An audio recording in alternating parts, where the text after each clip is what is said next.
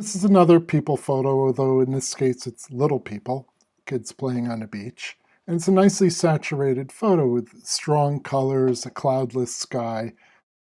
Probably something we wouldn't think of converting to black and white normally, but well, let's give it a try, and it'll be interesting to see what happens when you've got strong colors like this in an image. So the black and white adjustment layer is in place. Let's turn it on and click on the icon to bring up the values in the property window. And you can see that it comes in pretty nicely. The sky is clear, and we have a little bit of a darker skin against the lighter sky. Especially so with the child in the background. It's much darker against the sky, and it's, looks nice, but let's see if we can do some more to it. So we'll begin just by looking at the preset filters. We can go to the blue filter, which lightens the blue and darkens the red and yellows, and you can see that the skin tones get darker and the sky got lighter, just as we would expect. Probably not something we really want, especially when you look at the leg here and the child in the background. They definitely appear a little bit too dark. If we go to the green filter, it seems to improve things a bit. The sky gets darker, skin tone gets lighter. So it's definitely a step in the right direction. But let's keep going and look at a red filter. So if we go to a red filter, the red and yellow sliders move to the right or get lighter, while the green, cyan, and blue sliders move to the left and get darker. So the sky gets darker and the skin tone gets lighter. And that's a nice contrast, and it almost begins to look like the child in front here is being illuminated from below or from in front, which is nice. And especially the blonde hair on top against the dark sky is a nice contrast. If we go to the yellow filter, it's pretty much an identical thing, except the sky isn't quite as dark. Now we can use this as a starting point and then adjust the sliders as we see fit. So if we want, we can try to make the sky a little bit darker. I can move the blue to the left to make it darker, and it does make it more intense and more dramatic. Although what it does in this case is that the tones in the sky we see are fairly uneven. They get much darker at the edges than they are at the center, probably a result of being photographed with a wide-angle lens.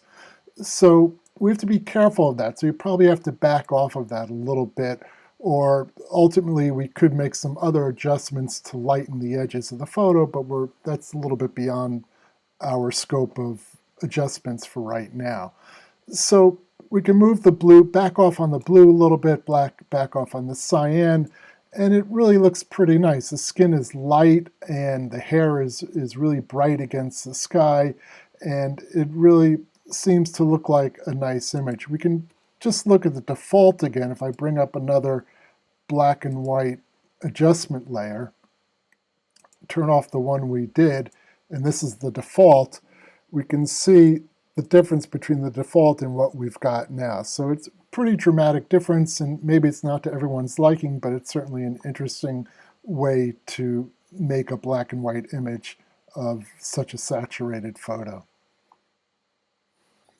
This next image will give you a good idea of the drama that's possible in the conversion to black and white. So here's a pretty contrasty, saturated color shot of some desert mountains in Argentina. So again, if we just go to the black and white adjustment layer, this is our default setting. Looks pretty interesting, but we've got a cloudless sky that was deep blue, and we've got these orangey red mountain forms with sort of the same color in the foreground with a little bit of green thrown in there. So if we just run through our color filters, here we go to the blue filter. So the blue filter will lighten the blue color, so you can see that the sky got very light and the mountain forms in the land in front got dark, which is an interesting take on the image. If we go to green, so the green colors will get light, so you can see there was a little bit of green in the foreground here, and that got light.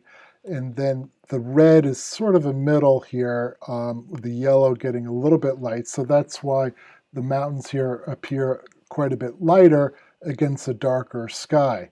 The blues and cyans are roughly around the middle, so they're getting darker, not tremendously so. But if we move on to a red filter, you can see how dramatic it really gets now. Now the sky is almost pitch black because it was a deep blue color. and the mountain forms get almost blown out white because they were orange and red. And to a somewhat lesser effect, the yellow filter will do the same thing. There's not a whole lot of difference there. So you could start with something like this and then adjust it from there. So in this case, we're thinking, well, the yellows and reds are really a bit too light, so let's bring them back a little bit. So if I slide the red filter to the left, we start getting some detail coming back into the mountain forms. And the same with the yellow. I bring the yellow to the left, and the same thing. I've got a lot of detail, and now it looks like something from shot on the moon or from outer space or something. Very dramatic shot. And then we could go and say, well, I think maybe the sky's a little bit too dark. So we could bring the cyan to the right a little bit to start lightening it up a little bit, and the same with the blue. So you can see there's a lot that can be done to create a very dramatic shot of something that's really pretty simple, just through the use of different color sliders and the black and white tool.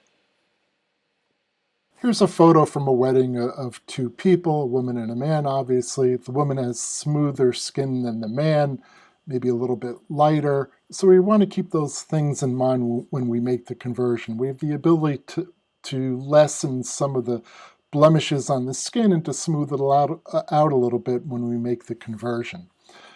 So turning on the black and white adjustment layer, this is the default setting, and you can see it looks okay, everything's around the middle value, but we can improve it. Remember, the skin is composed of mostly warmer colors, so the red and yellows are going to affect mostly the skin.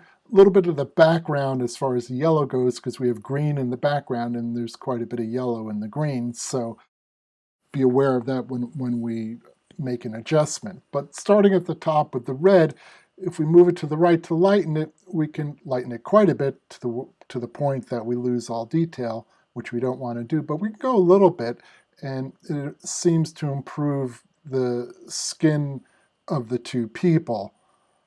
And so we move it to the right. I have a value of about 87. We can do the same with the yellow. Look, if we move it all the way to the right, you can see it really does blow out the background quite a bit too, but we can deal with that later. But we can lighten the yellow a little bit, just you got to be careful with it. And then we get to the green, and with the green, we can go the other way. Since it's mostly the background, there's not a lot of green in either one of their skins, we can move it to the left and darken it, and we get a little more separation between the background and the two figures that we're focusing on. So that works nicely. We build up some nice contrast. And the same with the cyans and blues, they're going to affect more of the clothing, of the suit jacket and the dress on the woman. So moving it to the left, you can see it darkens it, and the same with the blue. If I move it to the left, we get a little more contrast built up between what they're wearing and their skin tones. So all in all, if you look at what the default setting was, that's what we started with when we first turned it on, and then this is what we've got now. As you can see in these examples, the possibilities are really endless when converting a color photograph to black and white.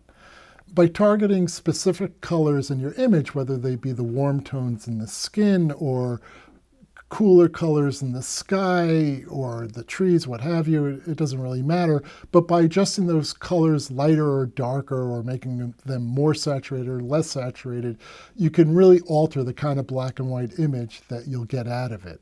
And so the best thing to do is to bring your photos into Photoshop or Lightroom and try it. Try just using the black and white adjustment layer. If you don't have that, try adjusting the color through hue and saturation and make the adjustments there, and then make your conversion into black and white. And you'll see how you can make a really dramatic and intense image.